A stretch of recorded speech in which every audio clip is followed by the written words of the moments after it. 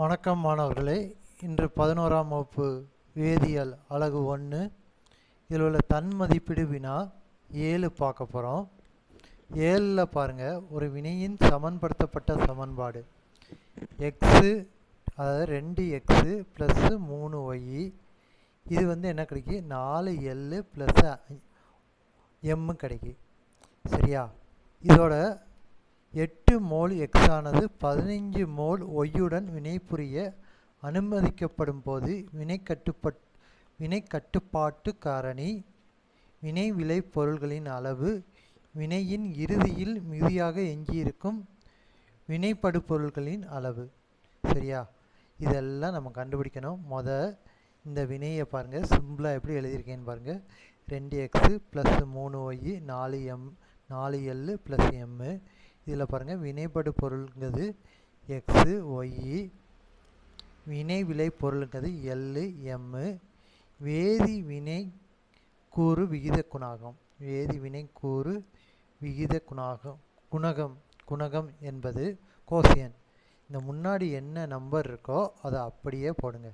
எக்ஸுங்கிறது 2, ஒய்ங்கிறது 3, எல்லுங்கிறது 4, எம்முங்கிறது 1. எதுவுமே இல்லைல்ல, அதனால் என்ன போட்டுறோம், எம்முன்னு போட்டுறோம். வினைபுரிய அனுமதிக்கப்படும் மோல்களின் எண்ணிக்கை. இங்கே என்ன கொடுத்துருக்காங்க, எக்ஸுங்கிறது 8 மோல் இருக்குது. சரியா? ஒய்ங்கிறது 15 மோல் இருக்குது. ரெண்டும் அனுமதிக்கப்படுது. இது 8 மோல், இது என்னது 15 மோல். இதை நம்ம எழுதணும். சரியா?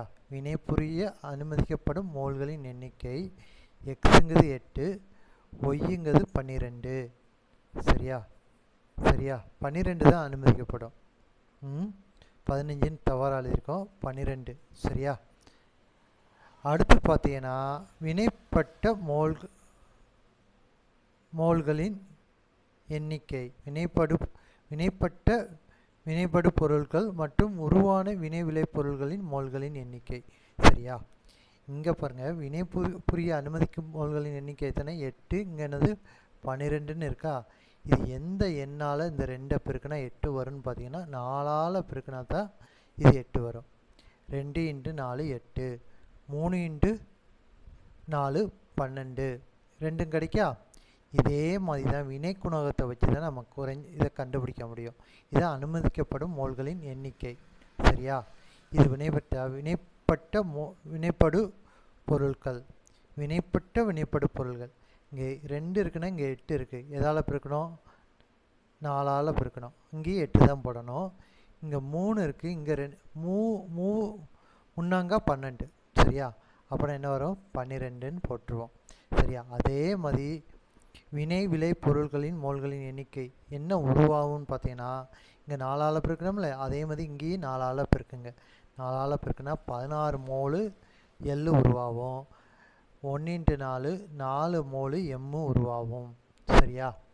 அடுத்து பாருங்கள், வினை புரியாத வினைப்படு பொருள்களின் எண்ணிக்கை. வினை புரியாத. சரியா? இங்கே அனுமதிக்கப்படும் மோல்களின் எண்ணிக்கை இங்கே 8, இங்கே 15. சரி, 15ங்கிறது கரெக்ட் தான். சரியா? இந்த 15ங்கிறது இப்படி போட்டுக்கோங்க, 15. சரி, இப்போது வினை புரியாத மோல்களின் எண்ணிக்கை இதில் 8 இருக்குது. 8 மோலும் வினைப்பட்டுருச்சு. இதில் 12 இருக்குது. 3 × 12 தான். இந்த 12 வந்திருக்குல்ல, இந்த 12 தான். 15 இருக்குது, 12 தான் வினைப்பட்டிருக்கு. அப்போனா 3 என்ன செய்யலை, வினை புரியலை. சரியா?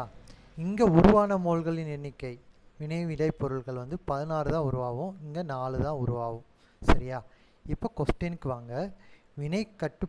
வினை கட்டுப்பாட்டு காரணி, வினை கட்டுப்பாட்டு காரணிங்கிறது எது குறைவாக இருக்குது. அப்புறம் எக்ஸுங்கிறது தான் என்னது 2 இருக்குது. 2 வினை குணகம் 2 இருக்குது. இதுதான் கட்டுப்படுத்தும். இங்கேயும் பார்த்தீங்கன்னா, இதில் கம்பேர் பண்ணல, இதுதான் 8. இது 8னா இங்கே 12, இது 10னா இது 15 வரும். சரியா? இப்போ 10னா இது 5ஆல் பிரிக்கிறோம், 2 10ன்னு வரும். இதை 3 5ஆல் பிரிக்குன்னா என்னது 15 வரும். அப்போ இது மாறும், இது 20 கிடைக்கும், இது 5ஆக மாறிடும். சரியா? இப்படி இதுதான் கட்டுப்படுத்துது. அப்புறம் எக்ஸுங்கிறது தான் என்னது வினை கட்டுப்பாட்டு காரணி எக்ஸு. சரியா? வினை விளை பொருட்களின் அளவு, வினை விளை பொருட்களின் அளவு என்ன கொடுத்துருக்காங்க, 16. எக்ஸுங்கிறது 16, சரியா? எல்லுங்கிறது 16, எம்முங்கிறது என்னது 4. இதான் என்னது வினை விளை பொருள்களின் அளவு. சரியா? அப்போ எக்ஸுங்கிறது அளவு 16 மோல். எக்ஸுங்கிறது என்னது 16 மோல் கிடைக்கி. ஒய்யு சரி எல்லுங்கிறது எம்முங்கிறது என்ன எத்தனை மோல் கிடைக்கி? 4 மோல் கிடைக்கி. சரியா? இதான் வினை விளை பொருள்களின் அளவு எழுதிட்டோம். சரியா? மோல் மட்டும் எழுதிக்கோங்க. மோல். வினையின் இறுதியில் மிகுதியாக எஞ்சியிருக்கும் வினைப்படு பொருள்களின் அளவு. சரியா? இங்கே 15 மோல் கொடுத்துருக்காங்க. ஆனால் எத்தனை தான் வினைப்பட்டிருக்கு? 12 தான் வினைப்பட்டிருக்கு. ஒய்யுங்கிறது 12 தான் வினைப்பட்டிருக்கு. அப்போனா மீதம் எத்தனை இருக்குது? 3 மோல் அளவு எஞ்சிருக்கு. அப்போனா எவ்வளோ எஞ்சிருக்கு?